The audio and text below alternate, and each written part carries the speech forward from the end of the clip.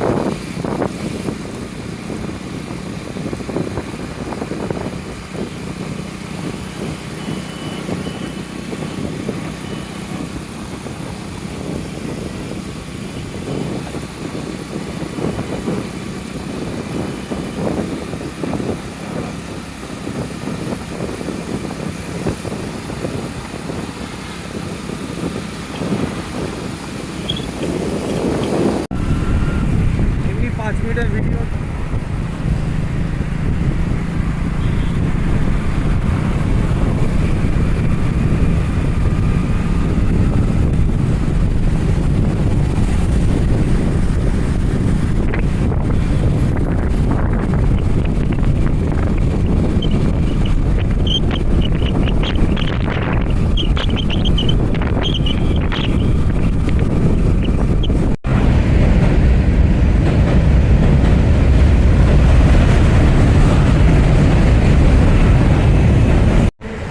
দেখতে দেখতে আমরা বালি ব্রিজে চলে এসেছি। এই যে দেখো বালি ব্রিজ।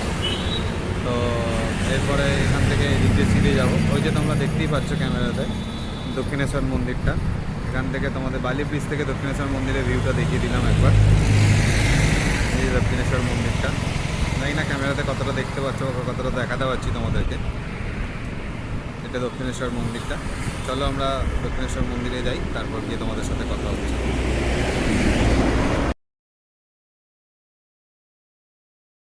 এখন ঘড়িতে বাজে প্রায় সকাল 7:30। আমরা এসেই পড়েছি। ওপরে দেখতে পাচ্ছ স্কাই ওয়াক, আর এই যে দক্ষিণেশ্বর মন্দিরের গেট। আমরা ভেতরে ঢুকে যাব। ভেতরে ঢুকেই বাঁদিকে পার্কিং এরিয়া আছে। আমরা পার্কিং এরিয়াতে আমাদের বাইকটা রেখে দিয়ে ভেতরে ঢুকবো।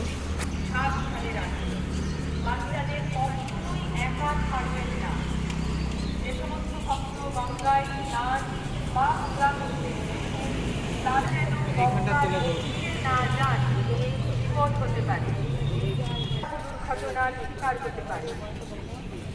পঞ্চবটি সংলগ্ন উদ্যানে যারা অবস্থান আমরা বাইক পার্কিং করে অনেকটা এগিয়ে এসেছি সামনের দিকে। একটু এগিয়ে বাঁদিকে তোমরা দেখতে পাবে, এই যে দেখতে পাচ্ছ এখানে ব্যাগ আর ফোন রাখার জায়গা আছে। আমাদের এখানে ফোন আর ব্যাগ রেখেই ভেতরে প্রবেশ করতে হবে। তোমাদের হয়তো ভেতরে মন্দিরের ভেতরে পুরো জায়গাটা আমরা দেখাতে পারবো না। মন্দিরের উল্টো দিকেই তোমরা দেখতেই পাবে একটু এগিয়ে অনেক ডালার দোকানও আছে, সেখান থেকে তোমরা ফুল নিয়ে মন্দিরে প্রবেশ করতে পারো। তো আমরাও ওখান থেকেই ডালা নিয়ে মন্দিরে এবার প্রবেশ করব, আবার বেরিয়ে তোমাদের সাথে কথা হচ্ছে।